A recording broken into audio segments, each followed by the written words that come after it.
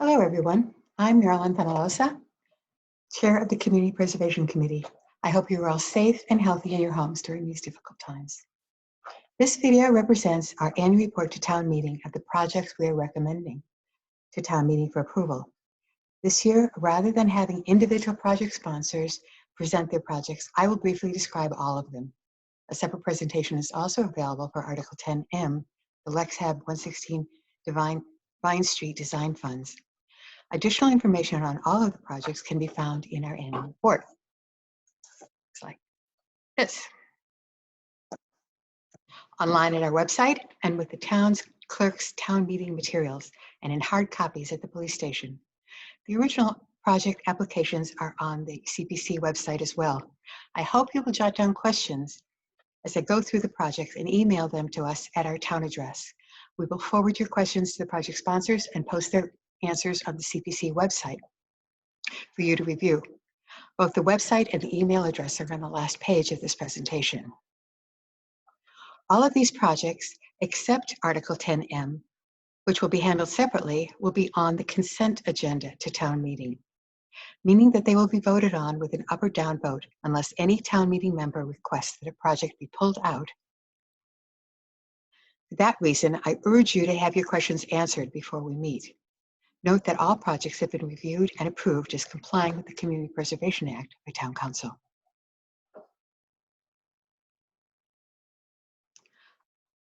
A brief look at what we've done to date, a total of $75.5 million of community housing, historic resource, open space, and recreational resource projects. The out of proportion historic resources figure is largely due to our acquisition and renovation of the community center and the restoration of the Carey Memorial Building, projects which I think we all will agree were essential for the town. This slide shows you our financial situation going into town meeting.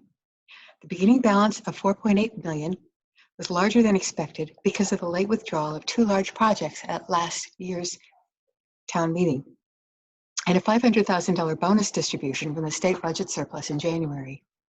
The projected state match is also larger than we had previously expected due to a legislative increase in the Registry of Deed fees that make up the state Community Preservation Fund.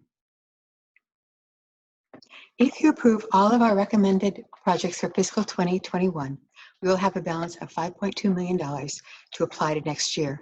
This is larger than we normally reserve, but we anticipate two large projects in the pipeline, a land acquisition and a LexHab construction project. I'd now like to show you this year's projects. The first project, Article 10A, $20,000 for archives and records management, records conservation and preservation, is part of a multi-year program to conserve the town's most important historical records. This year, we will be preserving colonial tax warrants, the 1873 tax book, the police department records from 1874 to 1909, and valuation books from 1916 to 18. All have been determined to be historic resources by the Lexington Historical Commission.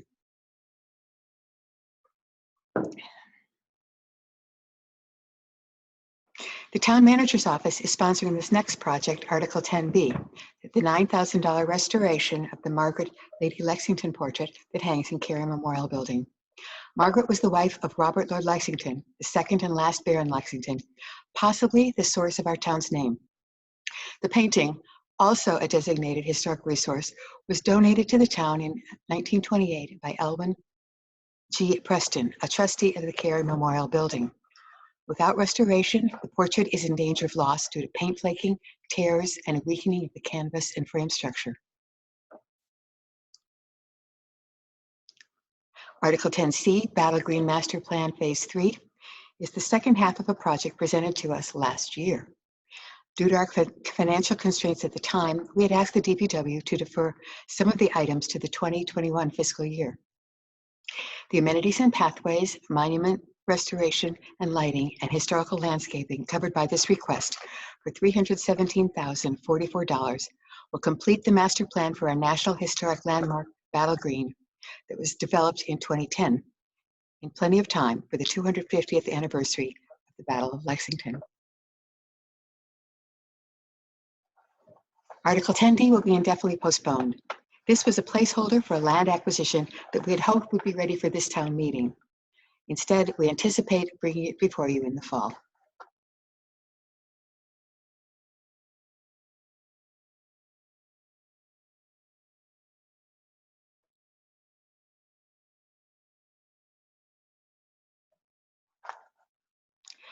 The preservation of Daisy Wilson Meadow, Article 10E for $22,425 is part of a multi-year program to restore the 65 acres of our Upland Meadow lands throughout town to their original state.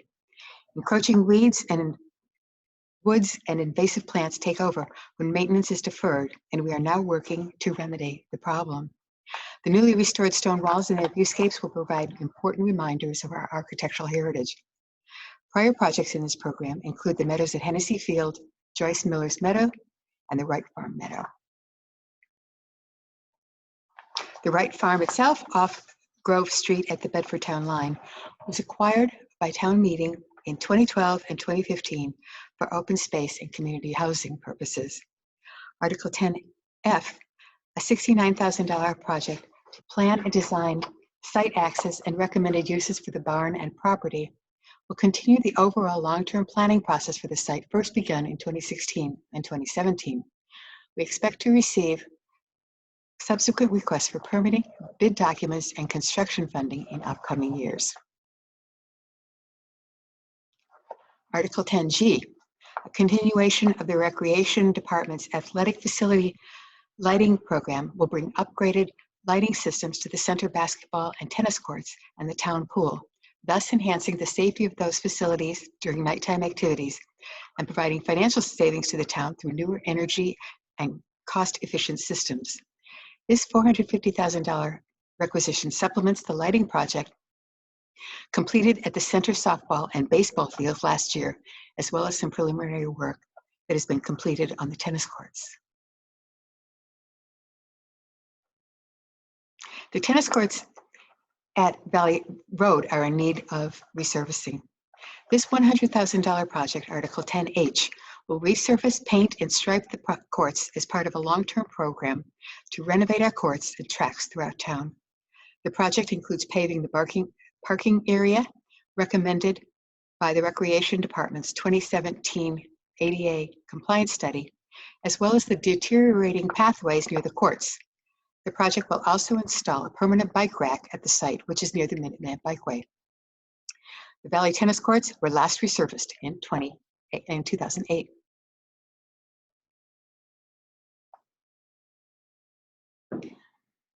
Article 10I, improvements of the park and playground facilities at Sutherland Park for $95,000, is also part of a long-term program of renovation and rehabilitation of our town parks to ensure compliance with national safety and accessibility standards. The field adjacent to the playground was rehabilitated in 2013, and the hard courts resurfaced in 2015. This project will focus on the playground equipment and includes the installation of a bike rack.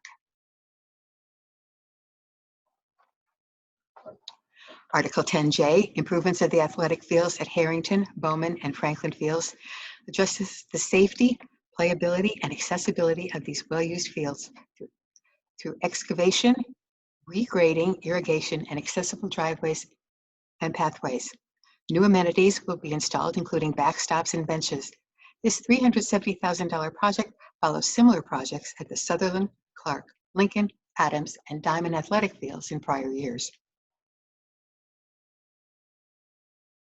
The Parker Meadow Accessible Trail Project, Article 10K for $551,026, represents the construction phase following a planning and design program that began in 2014 and has widespread support among user groups. The project is a collaboration of the Recreation Department, the Conservation Commission, the Commission on Disability, and other interested citizens and land stewards who have held multiple public meetings and a public site walk to share design ideas and solicit feedback. Parker Meadow is accessible from the Minuteman Bikeway near the center of town.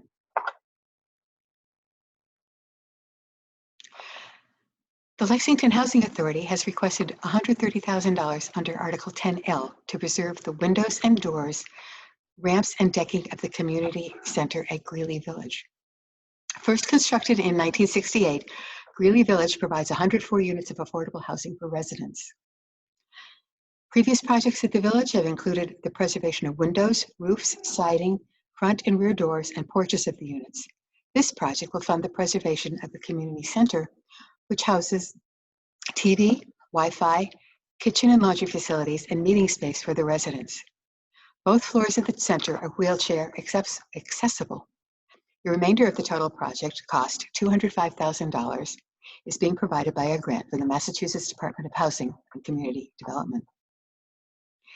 This next slide shows the rotting planks, failing steel structures, water damage, and broken doors at the facility.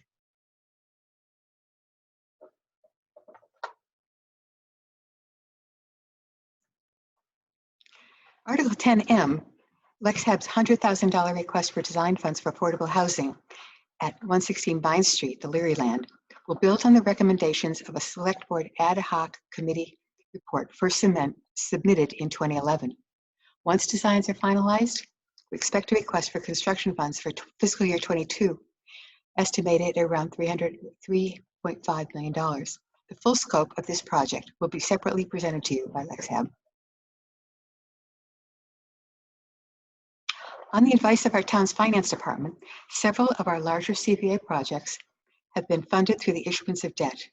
Article 10N, CPA debt service, reflects the payments that will be coming due in fiscal 2021, totaling $3,968,594. The Wright Farm and Community Center debt will be fully repaid in fiscal year 2024. The Cary Memorial debt will be repaid in fiscal year 2025. The center track repayment scheduled for this fiscal year will retire the debt in full, a year earlier than planned, using the $500,000 bonus payment received from the state surplus I mentioned earlier. For full payment history and details of the current and projected debt service, please see the descriptions and charts in our report. Finally, this project 10O is our yearly appropriation of $150,000 to meet the expenses of the Community Preservation Committee. Legal fees, appraisals, member dues to the statewide Community Preservation Coalition, and importantly, the salary and benefits our shared administrative assistant, Gina Federico. Any funds not actually spent during the fiscal year are returned to the undesignated fund balance of the town's Community Preservation Fund to be applied to future projects. The Community Preservation Act has been and will continue to be an important source of funding for our town. I think we've gained a new appreciation of our wonderful conservation lands, one of the few town facilities remaining open to us as we shelter in place. But we also recognize the importance of our history, and our commitment to affordable housing in Lexington continues unabated. In these constrained financial times, the Lexington Community Preservation Fund makes this possible, and we are grateful for your support. Thank you for listening to this presentation, and please do contact us if we can provide additional information and answers to your questions. Please stay safe.